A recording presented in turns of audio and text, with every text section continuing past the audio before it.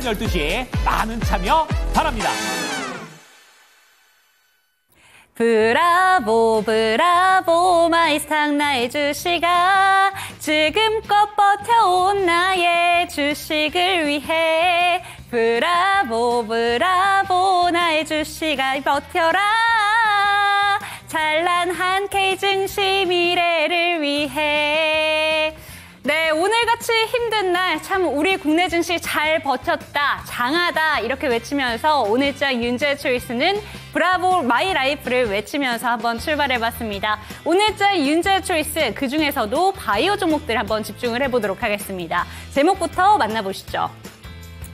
네, 바이오주 빅 이벤트 모멘텀에 국채 금리 하락 수혜까지 받아갑니다. 이렇게 제목을 뽑아봤습니다. 그 전에 그렇다면 어떤 빅 이벤트들을 기다리고 있는지 먼저 한번 살펴보시죠. 이벤트들이 대거 기다리고 있습니다. 일단 3월 20일 루머가 돌긴 했습니다만 HLB의 FDA 승인 발표 기다리고 있고요. 유럽 암학회 초록 발표 기다리고 있습니다. AAC-CR 그리고 초록 발표까지 기다리고 있고 3월 26일 유럽 폐암학회가 이제 2주가 채 남지 않았다라는 점 기대해 보시면 좋을 것 같고요. 4월 달부터 이어지는 학회 모멘텀 기대감 속에서 제약바이오 종목들 최근 들어서 외국인과 기관의 매수세가 조금씩 들어오고 있다는 점 체크해 보시면 좋을 것 같습니다. 다음 장 띄워주시죠.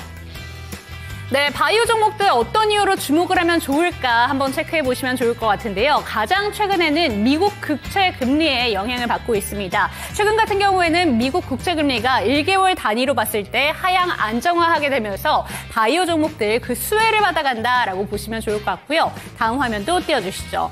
네, 보신다면 국내 제약 바이오와 지수 추이를 한번 비교를 해봤습니다. 이 차트 같은 경우에는 3월 6일 종가 기준으로 코스피 대비 코스피 의약품이 선방하고 있고 코스닥 대비로도 코스닥 제약사가 조금 더 선방하고 있다라는 점을 보여주고 있는데요. 오늘 종가 기준으로 제가 계산을 해봤을 때 코스피 대비로 코스피 의약품 지수가 0.38%포인트 정도 선방하고 있고요. 코스닥 지수 대비로도 코스닥 제약사가 0.5%포인트 정도 선방하고 있다는 점 체크해 보시면 좋을 것 같습니다.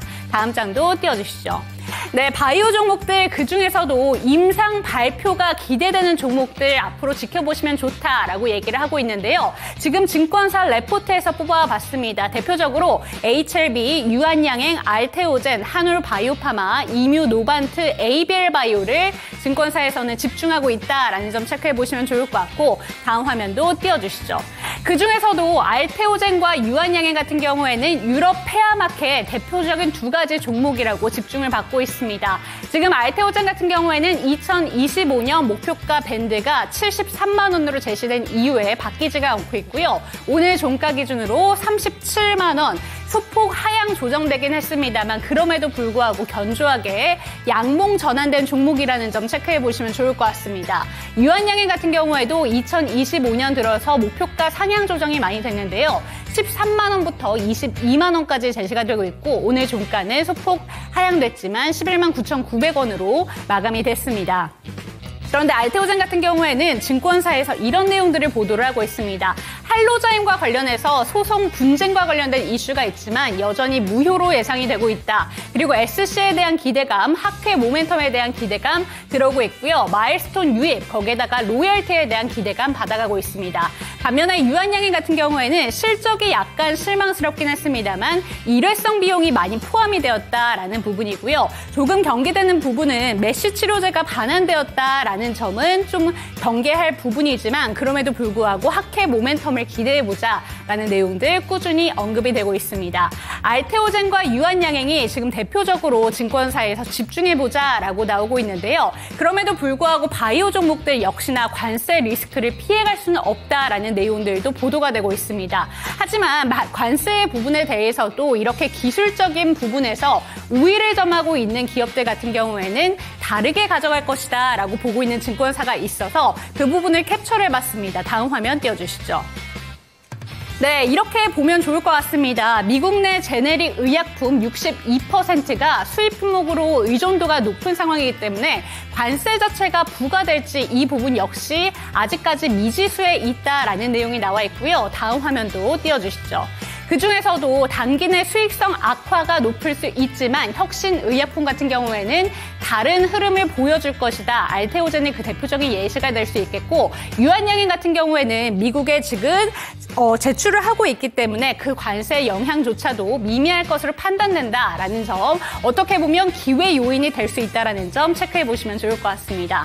바이오 종목들 정리를 해봤습니다. 지금 하크의 모멘텀을 한 2주 정도 앞두고 있기 때문에 이에 대한 기대감 받아가고 있고요. 유한양행과 알테오젠 이 두 가지 종목 같은 경우에는 오늘 모두 다 양봉 전환이 됐다는 점 체크해 보시면 좋을 것 같습니다. 바이오 종목들에 대한 이야기 챙겨보도록 하겠습니다. 당신의 초이스 채널 고정!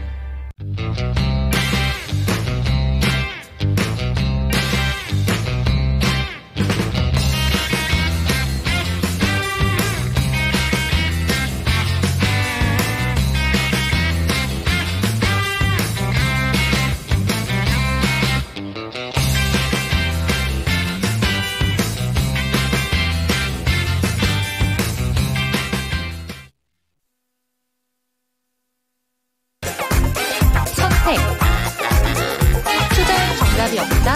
당신의 선택만 있다. 후회 없는 선택을 위한 당신의 초이스.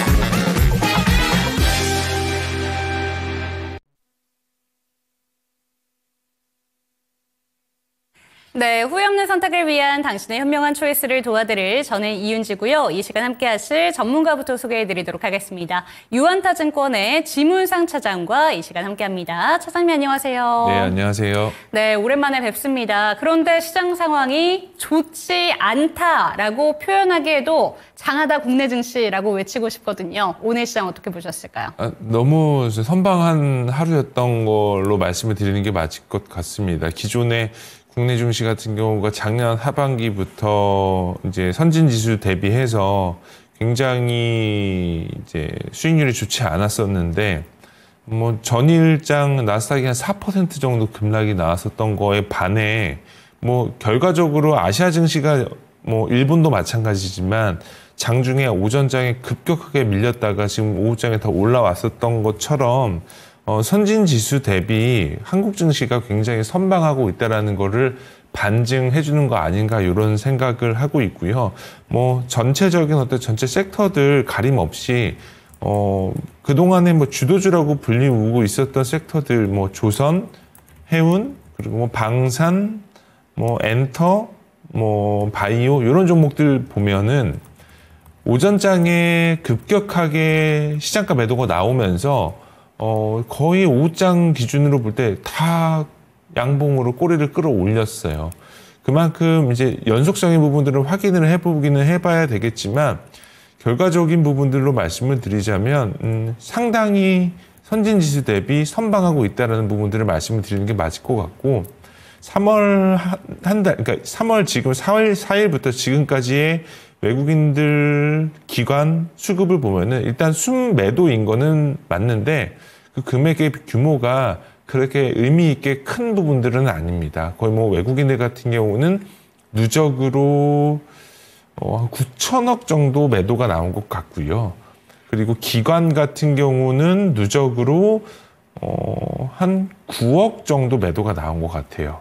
결과적으로 어느 매수 주체에서 공격적으로 매수를 해줬냐라고 보자면 보험, 투신, 사모 그리고 기금에서도 굉장히 강하게 지수를 받쳐주고 있다라는 부분들도 있고 되려 뭐 어제 오늘 같은 경우는 개인들이 대략 한 거의 5천억, 2천억에 육박하는 자금으로 순매수를 해주셨기 때문에 이런 부분들에 있어서 지수의 하방을 잡아주는 역할을 한 거 아닌가 이런 생각을 하고 있고 저도 오늘 어제 이제 미국장 종료되는 거 보고 아침에 출근할 때 지금 가지고 있는 주식들 일단은 다 매도하고 봐야 될까라는 생각이 첫 번째로 많이 들었는데 이제 시장 장 열리는 거 보고 그리고 대체거래소 일부 종목들이 풀려 있잖아요. 그래서 뭐 YG엔터라던가 동국제약이라던가 뭐 SFA 이런 종목들의 어떤 대체거래소 평가 기준으로 보니까 생각했었던 것보다 시장의 급락은 아닐 수도 있겠다. 어쩌면 아침 시초가가 최바닥일 수도 있겠다는 생각이 들어서 저도 조금은 머뭇거리기는 했습니다만 그만큼 한국 증시가 다른 기타 선진 시장에 비해서 굉장히 하방 경직성이 강하게 있는 종목이다라고 말씀을 드리는 게 맞지 않을까 하는 그런 하루였던 것 같습니다. 네, 전문가 분들도 힘든 시장이었다. 하지만 잘 버텨냈다라고 정리해 볼 수 있을 것 같습니다. 그중에서도 윤재 초이스로 한번 넘어가 보도록 하겠습니다. 요새 바이오 종목들로 외국인과 기관의 매수세가 조금씩 들어오고 있는데 이제 학회 모멘텀이 줄줄이 사탕처럼 이어지게 됩니다. 그런데 2주 정도 남아 있어요. 유럽에서 폐업학회가 열리게 되는데 그러다 보니까 가장 크게 증권사에서 주목하고 있는 두 가지 종목이 유한양행과 알테오젠입니다. 이 두 가지 종목에 대해서 어떻게 보시는지 그리고 전반적으로 바이오 종목들 어떻게 보실까요, 차장님? 사실 이제 유한양행 같은 경우는 이제 저도 사실 바이오 주식을 굉장히 관심 있게 보고는 있지만 뭔가 딥하게 이제 보거나 그러지는 못해요. 왜 그러냐면 이제 아무래도 좀 이렇게 아카데믹한 내용의 요소들도 많고 종목들도 워낙 많고 매일매일 실시간으로 바뀌다 보니까 그런 부분들에 있어서 막 딥한 어떤 리서치가 부족한 건 맞는데 시장의 주도주격으로 불리우고 있는 종목들이 이제 유한양행 그리고 알테오젠, 뭐 리가켄바이오, ABL 바이오, 뭐 올릭스, 뭐 이런 종목들까지 그리고 이제 최근 들어서는 이제 HLB도 이제 임상 결과 여부가 있기 때문에 이런 부분들 내용을 좀 짚어서 보자면 유한양행이 최근 들어서 주가가 한 차례 크게 한번 밀렸던 적이 있었죠. 이게 내용을 확인을 하자면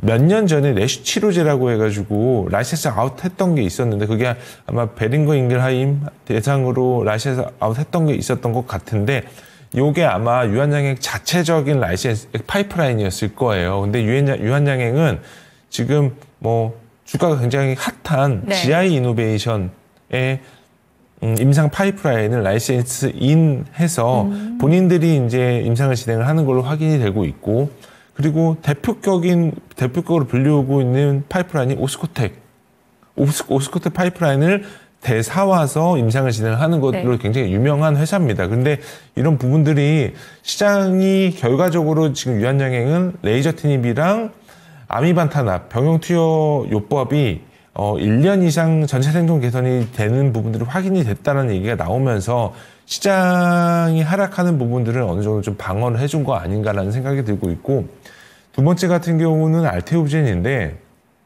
알테오젠 같은 경우는 지금 가장 시장에서 중요하게 보고 있는 이유가 아까도 앵커님께서 말씀하셨지만 할로자임과 특허 소송이잖아요.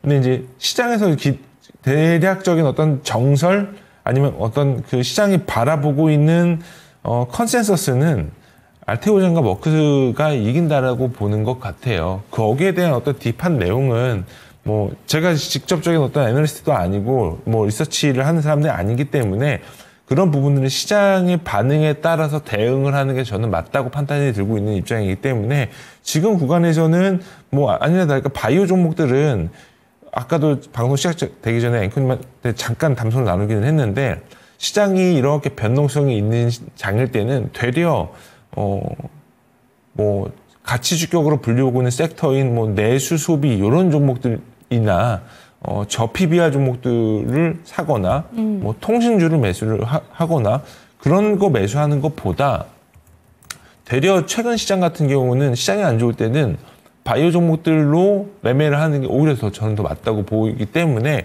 지금 이렇게 베타 개수가 올라오는 변동성이 많아지는 그런 좀 약간 넘겨 짚어봐야 되는 어떤 사건 사고들이 많을 어떤 그런 시장의 분위기일 때는 되려 바이오 종목들이 오히려 더 주가 하방을 좀 잡아주고 그리고 모멘텀이 충분히 있는 종목들 같은 경우는 되려 상승 방향도 또 턴어라운드로 돌리고 올라가는 그런 부분들이 확인할 수가 있기 때문에 지금 장 같은 경우가 되려 바이오 종목들이 훨씬 매매하기가 좀 편한 시장 아닌가 이런 생각을 하고 있습니다.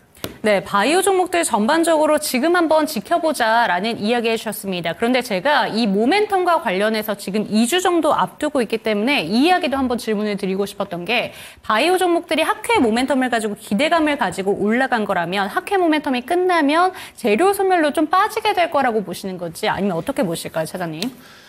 종목에 따라서 좀 다를 것 같아요. 이게 가령 이 HLB 같은 경우가 어제였나요? 최근에 루머 때문에 급락한 네, 날이죠. 어제 네. 갑자기 보면 긴 꼬리 올리면서 맞는. 네. 저는 사실 이거 종목을 오전에 그 객장에서 보고 있었거든요. 근데 갑자기 VI가 걸리면서 거래량이 얼마 나오지도 않았었는데 갑자기 마이너스 12%, 19%까지 밀리더라고요.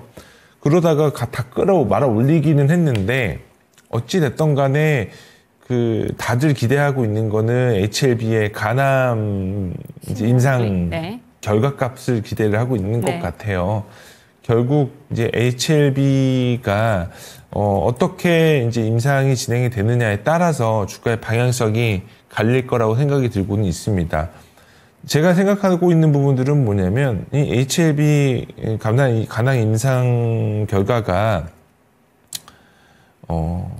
꽤 단기간에 주가를 메이크업하거나 그런 게 아니라 거의 10년 정도가 지난 것 같아요. 이게 결국 중국에서 임상을 현재 진행을 하고 시판된 거를 글로벌 임상으로 넘어와서 이제 HLB가 진행을 한 거고 이게 결국은 FDA까지 허가가 진행이 되냐 되지 않느냐의 어떤 정말 긴 투자 스토리거든요.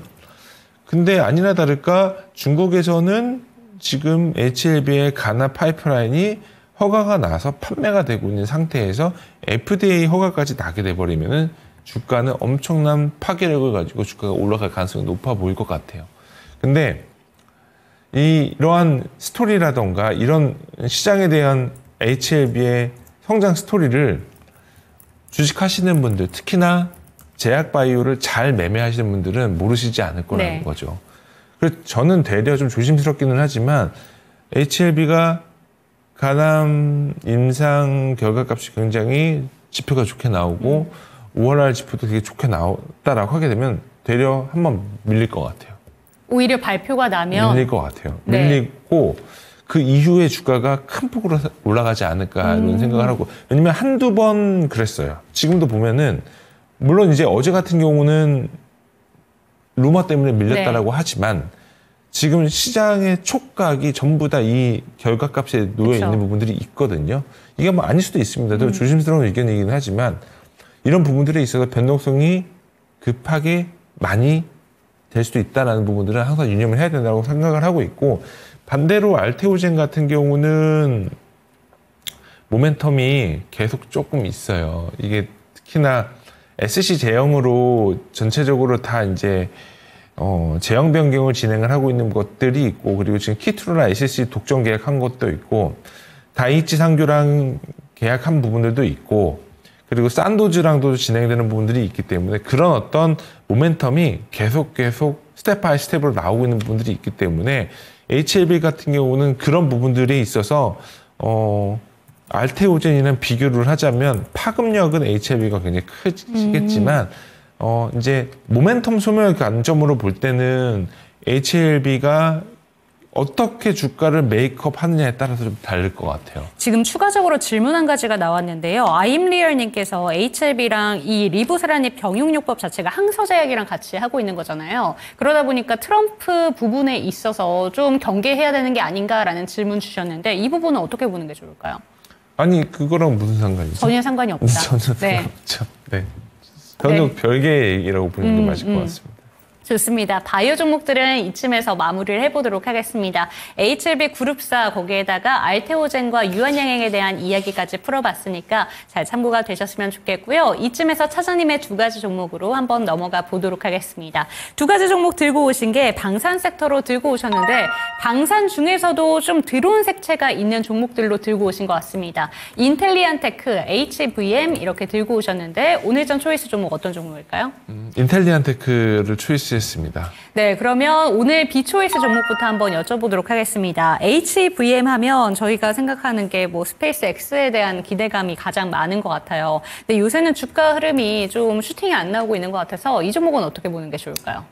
너무 작죠. 이게 이제 주식시장에서는 이제 국내 장만 있는 게 아니라 이제 글로벌 시장도 있는데 글로벌리하게도 지금은 세계적으로 가장 많이 관심 깊게 보고 있는 섹터는 이제 저궤도 인공위성이죠. 레오라고 얘기를 하는데 그쪽 파트를 다들 되게 중요하게 생각을 하고 있습니다. 그 가장 큰 이유는 앨런 머스크가 굉장히 강하게 푸시하고 있는 그 펠컨 9이라는 그 재활용, 그러니까 표현하자면 민간 로켓 기구인데 그걸 재활용한 민간 로켓 기구예요. 근데 이제 스타링크가 민간 위성을 올해 2025년도부터 2026년도까지 10,000개 넘게 쏘아 올린다고 얘기를 했었거든요. 그러면서 이제 시장 분위기가 굉장히 분위기가 커지면서 트럼프 대통령이 당선이 됐고 트럼프 대통령은 앨런 머스크한테 굉장히 중요한 국가의 요직을 줬죠.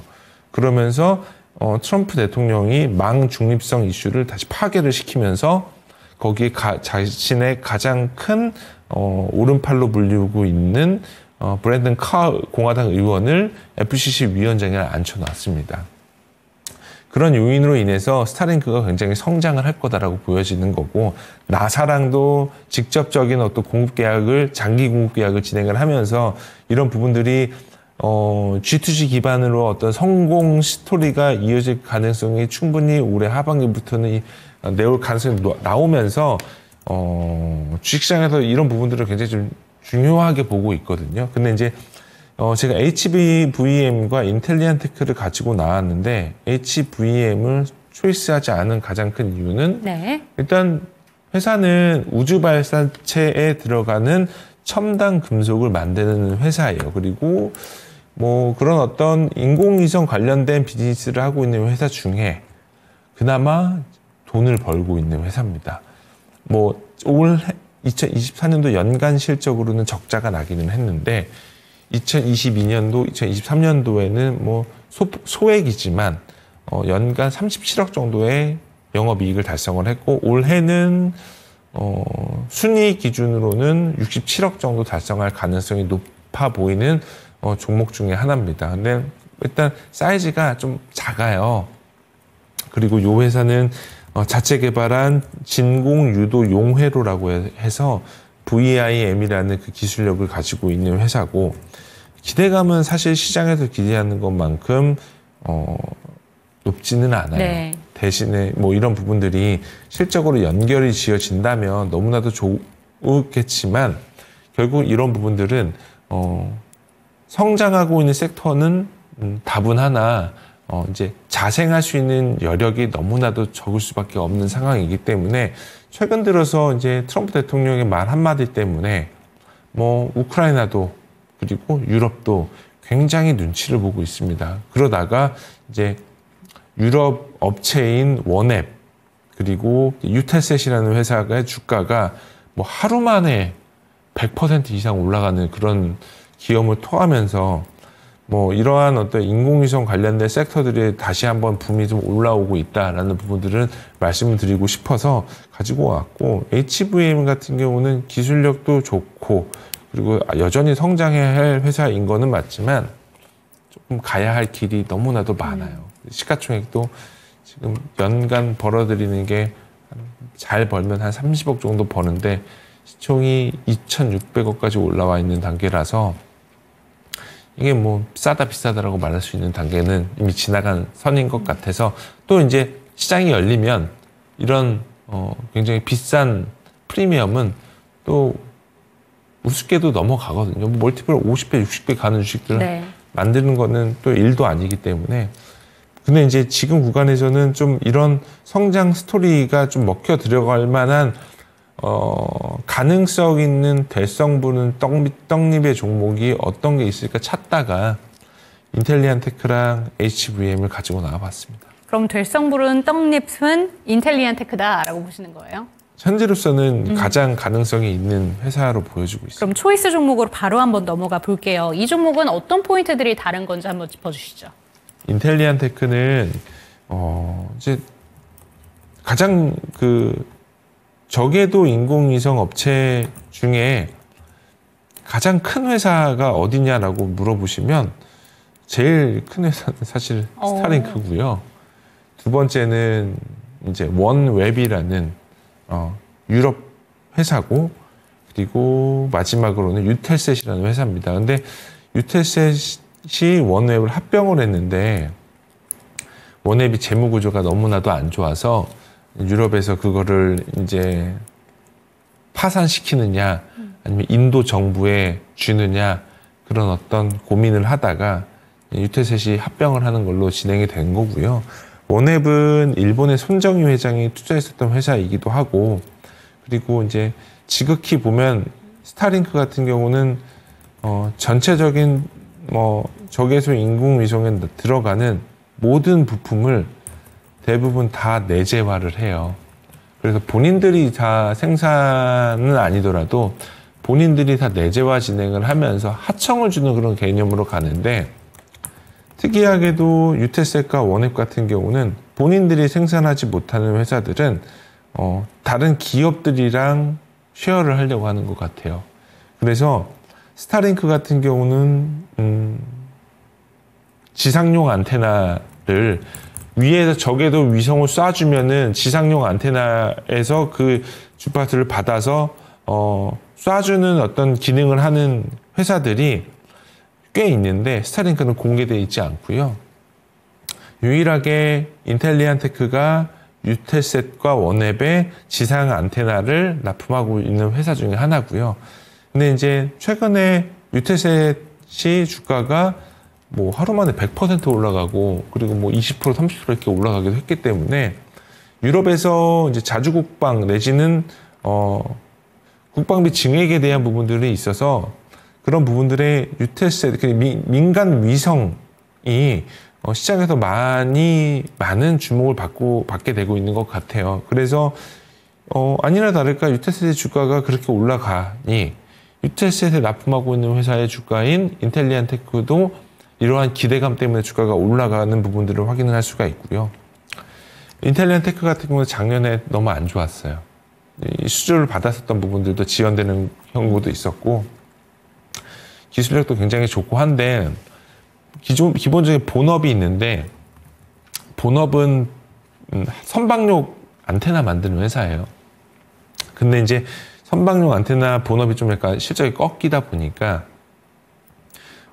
영업이익 마진율도 많이 줄어들었고요. 작년 같은 경우는 영업 적자가 한 180억 정도 났는데, 추가적인 어떤 수주에 대한 부분들도 계속 일어나 줘야 됐는데 그 부분들이 조금씩 지연되고, 그리고 숫자도 좀 줄어들다 보니까 작년 한 해는 좀 많이 힘들었는데 올해부터는 이러한 어떤 시장에 대한 기대감도 반영이 될 거고, 그리고 산업 전반적인 부분들을 봤을 때 이런 부분들이 민간 위성 시장이 어느 정도 좀 시장이 활성화되게 된다라고 할 경우에는 인텔리안테크 같은 경우는 충분히 프리미엄을 받을 만한 회사인 건 분명해요. 그리고 특출난 어떤 기술력의 바탕으로 인해서 경쟁사가 지금 현재 있는 것도 아니기 때문에 지금 구간으로 볼 때는 어쨌든 이런 어떤 국가 간의 어떤 국수주의가 굉장히 좀 강하게 진행이 될 경우에는 되려 이런 방산업체들 그리고 민간 위성업체들도 큰 폭의 수혜를 볼 가능성이 높아 보이기 때문에 이게 지금 밸류에이션이 비싸다라고 말씀드릴 수 있는 환경이 아니라고 말씀드릴 수 있는 게, 지금 보면 국내 방산업체들 뭐 지금 넥스원, 에어로스페이스, 로템 얘네 대부분 멀티플 대형사 종목 기준으로 볼 때 28배, 30배 넘어가는 종목들이 네. 많거든요. 그러니까 이런 종목들이 사실 소형주 같은 경우가 대형주 종목들보다 베타 값이 높기 때문에 변동성도 크고 저점 대비해서 시가총액이 작기 때문에 주가가 올라가는 부분도 더 크기 마련이거든요. 그런 관점으로 봤을 때 뭐 프리미엄 기준으로 시장 개화되는 거 감안하면 40배 주고 50배 주고 올라오는 부분들은 충분히 용인할 만한 그림이 나올 수 있다라고 보여지기 때문에 그런 관점에서 당장 실적이 턴어라운드 하거나 아니 내지는 주가가 많이 밀렸다고 밸류에이션 매력이 있다라고 말씀드릴 수는 없지만 이 회사가 속해 있는 섹터를 한다면 충분히 지금 현재 구간에서 프리미엄을 받을 만한 룸은 있어 보인다라는 관점에서 인텔리안테크를 초이스해봤습니다. 네, 위성시장 내에서 앞으로도 성장 궤도를 달려나갈 수 있는 종목이다라는 점 짚어주시면서 오늘장 초이스 종목으로 인텔리안테크 짚어주셨으니까요. 참고가 되셨으면 좋겠습니다. 오늘장 사장님의 초이스는 인텔리안테크 살펴봤습니다.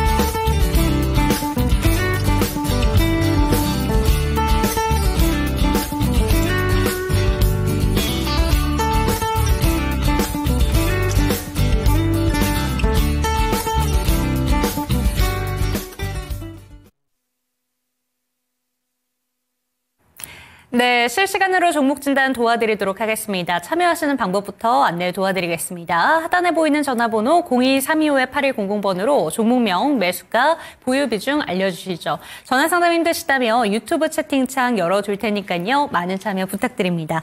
네, 첫 번째 종목 진단부터 바로 가보도록 하겠습니다. 저희 쿠왕님께서 시작하자마자 올려주신 종목인데 삼성 SDI고 22만 4천 원 평단가에 비중은 40%입니다. 상담 부탁드려요 라고 보내주셨는데 사실 쿠왕님 하면 저는 생각나는 종목이 코오롱 티슈진 정말 오랫동안 들고 계시다가 매도를 하시고 이 종목으로 갈아타신 분이라고 기억을 하고 있습니다. 오늘 티슈진 같은 경우에는 신고가를 가기도 했던데 조금은 아쉬움이 남으실 것 같기도 하고 삼성 SDI는 잘 들어가신 건지 어떻게 보실까요?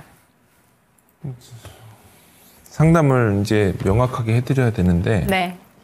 사실 이제 2차전지 배터리 주식들은 앞이 안 보여요.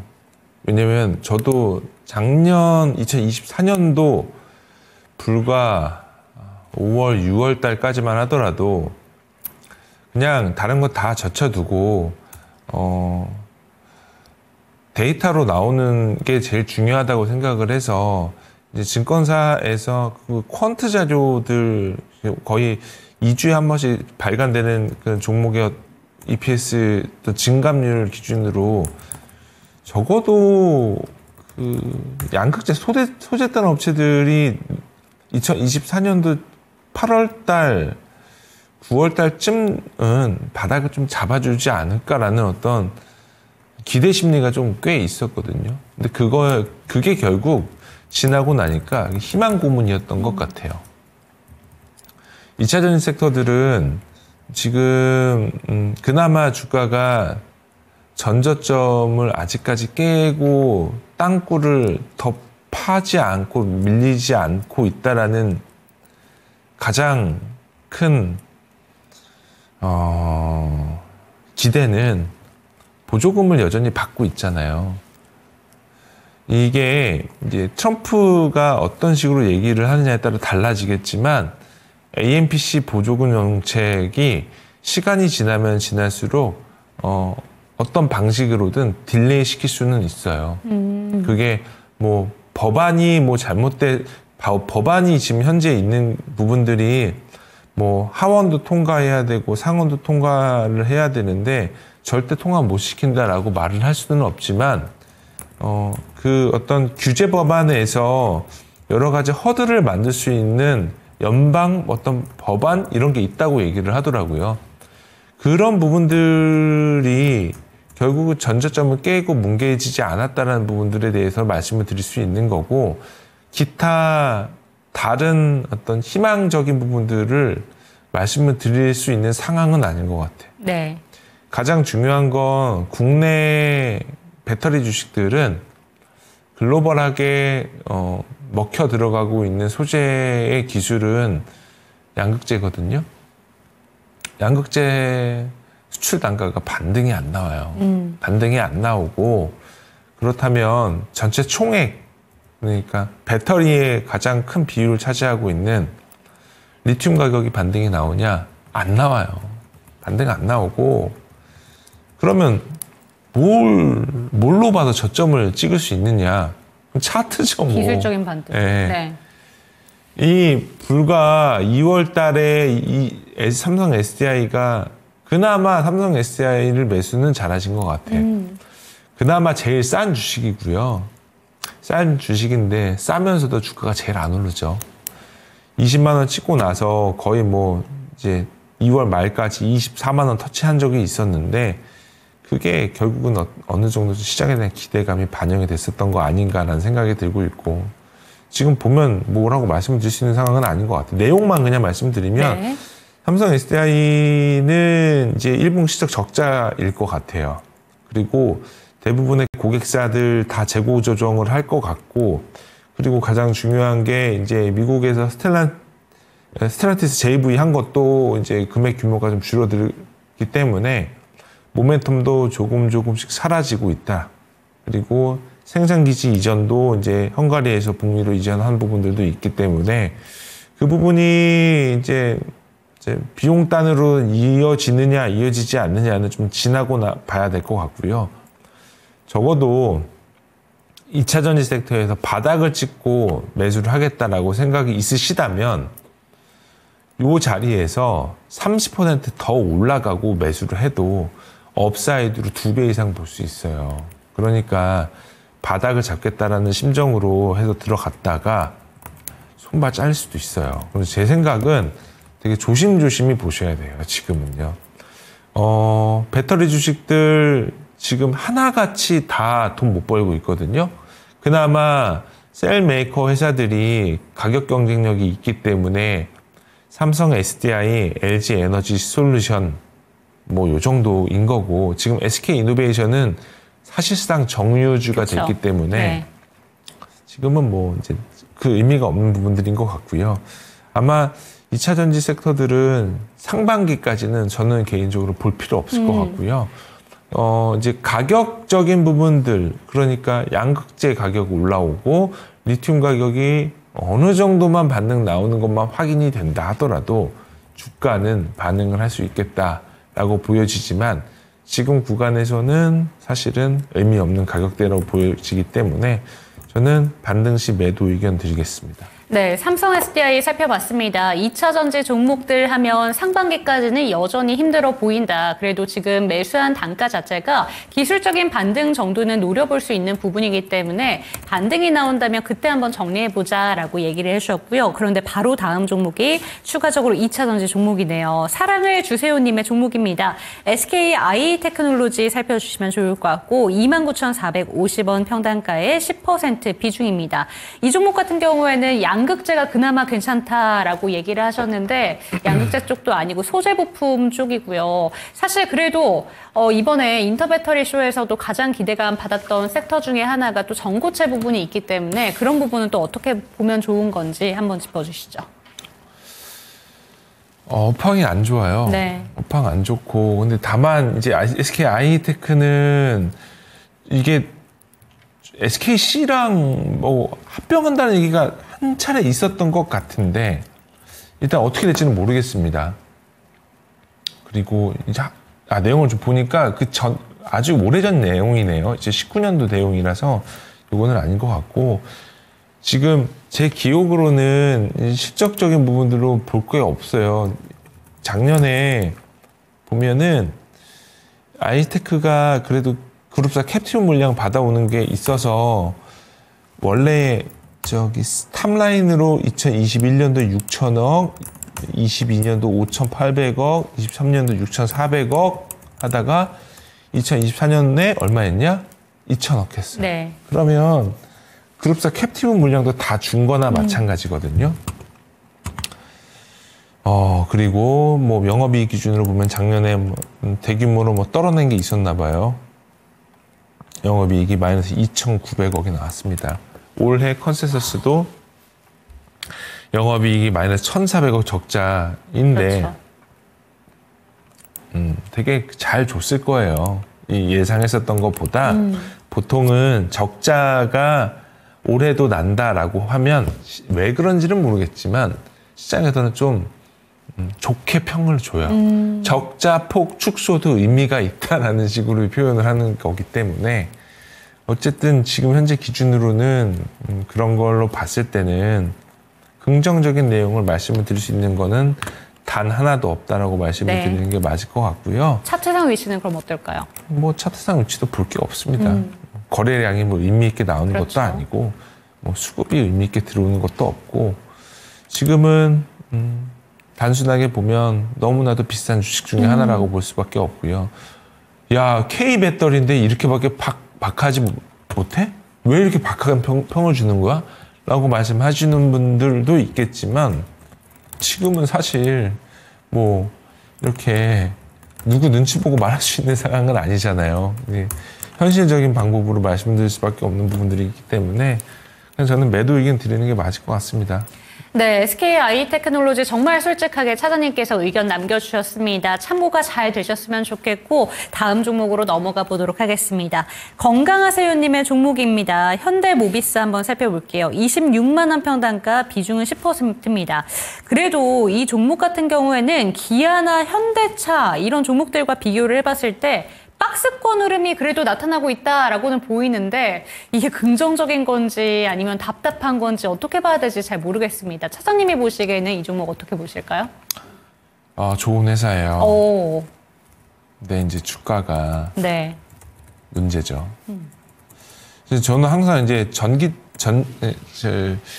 전장 쪽 회사나 그리고 이제 완성차 종목들 이제 상담 드릴 때 항상 말씀을 드리는 게 이게 아무리 부품 따는 회사들이 너무나도 좋은 내용이 있다 하더라도 이게 완성차 회사들 주가가 좋지 않으면 따라갈 수가 없다라고 그렇죠. 말씀을 드리거든요.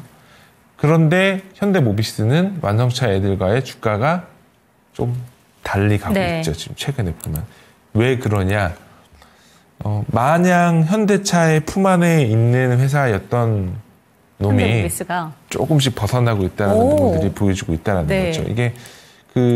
이게 여러 내용이 있는데 현대모비스가 보스턴 다이나믹스 지분을 어쨌든 직접적인 취득한 거라고 볼 수 있는 건지는 모르겠지만 어쨌든 10% 정도 지분을 네. 가지고 있어요. 근데 지금 최근에 가장 핫한 게 뭐죠? 휴머노이드 로봇이잖아요. 그래서 이제 이게 보스턴 다이나믹스랑 어느 정도 좀 연결고리가 있는 거 아닌가라는 생각을 조금은 하고 있고요. 근데 또 이렇게 되게 되면 시장 참여자들이 뭐라고 얘기를 하겠어요? 지분 가치를 얘기를 하겠죠. 그렇죠. 보스턴 다이나믹스가 현재 최소 4조에서 10조 정도 평가를 받고 있는데 현대모비스가 보스턴 다이나믹스 지분 갖고 있는 것만 최소 1조면 된다. 10%니까. 그러면 여기서 추가적으로 애드업될 만한 것들이 있겠냐라고 얘기를 할 수가 있는 거죠. 현대모비스 실적도 작년에 좋았는데 그런 부분들 연결고리에 있을 수도 있을 것 같아서 지금 구간에서는 뭐 괜찮을 것 같아요. 뭐 전체적인 어떤 추가적인 어떤 섹시한 내용이라든가 그런 부분들은 없다 하더라도 지금 구간에서는 충분히 이제 업사이드로 먹을 만한 룸은 좀 있어 보이고 목표 주가는 한 27,000원 정도 제시해드리고요. 손절은 27만 원 얘기하시는 거겠죠? 네. 네. 손절은 23만 원 정도 말씀드리겠습니다. 네, 현대모비스까지 살펴봤습니다. 로봇주에 대한 기대감까지 안고 가는 종목이니까 들고 계시면 좋을 것 같고요. 마지막 종목 한 종목만 더 봐드리도록 하겠습니다. 위메이드 한번 살펴볼게요. 백이민족님께서 질문 주셨습니다. 51,000원에 비중은 10%입니다. 너무 떨어졌는데 추가 매수를 해야 될까요? 라는 질문인데 사실 위메이드 같은 경우에는 위믹스의 해킹 충격 이슈가 또 바람을 불고 있습니다. 피바람을 불고 있는데 이 변동성이 상당합니다. 거기에다가 또다시 상장 폐지 위기에 처했다라는 내용까지 나오면서 좀 어떻게 대응을 해야 되는 건가 고민이실 것 같아요. 이 종목 어떻게 보실까요? 위믹스 때문에 주가가 올라간 건데 그 위믹스 때문에 주가가 올라갔던 부분들의 흔적이 아직까지 남아있는 거죠. 그렇죠. 사실은 누구는 이게 스캠이라고 얘기를 표현하는 사람도 있고 여전히 뭐 그런 흔적이 남아있는 주식이기 때문에 뭐 회사는 뭐 올해 뭐 게임 라인업 기준으로 볼 때 뭐 9개 정도 런칭을 할 거다라는 네. 식으로 얘기를 하고 뭐 파이프라인이 20개 정도 된다고 하는데 내용이 그래봤자 다 미르의 전설 IP예요. 이게 이런 주식들 되게 오래된 IP 가지고 울거먹는 회사들을 이제 진짜 정말 속된 말로 뭐라고 얘기하냐면 개장수라고 얘기하거든요. 이게 너무 계속 좀 우리가 전통적으로 이거 폄하하거나 그런 거는 아니지만 이게 양산형 MMORPG는 지금부터는 굉장히 높은 평가를 받으면 안 돼요. 네. 그리고 NC소프트가 그 대표적인 회사잖아요. 리니지 IP로 해가지고 라이크 게임도 많이 만든 거. 근데 여지껏 리니지 M을 시작으로 해서 제대로 된 게 있었어요? 없었어요. 다 하나둘씩 다 망했죠. 근데 위메이드라 하더라도 다를 것 같냐? 저는 그래 보이진 않아요. 그래서 뭐 실적적인 부분들 좋아지면 주가가 좀 올라올 수도 있겠지만 그렇게 기대할 만한 요소는 별로 없어 보입니다. 뭐 올해 시장 컨센서스가 매출액 8,200억에 영업이익 1,100억 정도 바라보는데 저는 달성 불가할 것 같고 네. 지금 구간에서는 시청자분 매도하시는 게 맞지 않을까 싶습니다. 네, 마지막 종목인 위메이드에 대한 이야기도 한번 챙겨봤습니다. 참고가 되셨으면 좋겠습니다. 매도 의견이 나왔으니까요. 어쩔 때는 좀 이 부분에 대해서 용기를 가지시면서 매도를 해야 될 때는 매도를 하는 것도 한 가지의 방법이 될 것 같습니다. 차장님의 의견 잘 참고해 보셨으면 좋겠습니다. 그럼 내일장 전략 한번 챙겨볼게요. 일단은 질문을 드리고 싶은 게 오늘 국내 증시 같은 경우에는 잘 버텨준 것 같습니다. 그런데 내일 또 시장이 어떻게 또 밀려 내려갈지 아니면 반등을 다시 줄지 좀 모르겠는데 내일은 또 어떤 부분에 집중해 보는 게 좋을까요, 차장님? 이게 진짜로 이제 주식 시장에 대응하는 어떤 스킴을 말씀을 드려야 네. 되는 부분들은 뭐냐면 저는 사실 이제 이게 맞거나 틀릴 수도 있겠지만 대략적으로 그날 시장이 끝나면 내일 미국 시장이 어떻게 빠지면 다음날 어떻게 대응을 해야 될지에 대한 부분을 조금씩 생각을 해두거든요.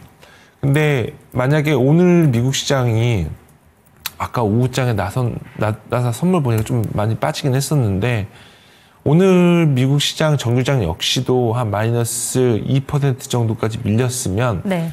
한동안 한국 증시는 조금 조정 국면을 놓을 수도 있겠다는 생각이 들어서 저는 만약에 내일이라면 내일은 일부 좀 현금화를 좀 마련을 할 네. 생각입니다. 그래서 이런 부분들이 있고 아니나 다를까 그래도 역시나 한국 증시가 현지 시장 대비 하향 경직성 하향 안정화가 굉장히 강한 지수임은 분명히 오늘 종가 기준으로 보더라도 증명이 된 거 아닌가 네. 이런 생각을 하고 있고요. 그리고 지금 가장 중요한 거는 이렇게 시장이 안 좋음에도 불구하고 그런 어떤 데이터를 보면은 반도체 특히 낸드 고정 가격이 조금씩 올라와 주고 있어요. 지금 특히나 보면은 최근 들어서 한솔 케미칼이라는 주식을 보면 주가가 안 빠져요. 이 회사가 과산화수소 만드는 회사인데 네. 이 종목 추천드리는 건 아니지만 그냥 바닥에서 주가가 계속적으로 좀 반등을 주고 올라와 주고 있어요. 이 부분이 국내 테크 업종들 바닥 시그널을 지금 확인하고 있다는 부분들로 보여질 수밖에 없거든요. 그래서 지금 구간에서는 반도체 테크 업종들 바닥 찍는 종목들 한두 개씩 나와주고 있다는 네. 생각이 들고 있어서 저는 지금 뭐 반도체 종목들 조금씩 이렇게 스크리닝 하고 있는데 아마 다음 주쯤 되면은 다음 주 방송 때 반도체 장비 소재 업종을 사야 되지 않겠냐라고 말씀을 드릴 수 있는 시간이 오지 않을까 이런 생각을 하고 있고 관심 업종은 여전히 엔터, 조선, 뷰티 업종 이렇게 관심 있게 보고 있습니다. 네, 트럼프발 아래의 공포에도 불구하고 우리 국내 증시 오늘만큼은 잘 견뎌내 줬습니다. 하지만 당분간 이 뉴욕 증시의 하락에 영향을 받으면서 조정이 이어질 수도 있다라는 차장님의 의견이었고요. 그렇기 때문에 차장님 같은 경우에는 일부 현금 확보가 필요한 장이다라고 보셨습니다. 하지만 그중에서도 관심 섹터로는 엔터와 조선, 뷰티 업종 짚어주셨으니까 참고가 되셨으면 좋겠습니다. 이 시간 마무리해 보도록 하겠습니다. 종목에 대한 상승과 하락은 보장하지 않는다는 점 기억하시면서 내일 이 시간도 당신의 초이스와 함께 해주시기 바랍니다. 시청해주신 여러분 고맙습니다.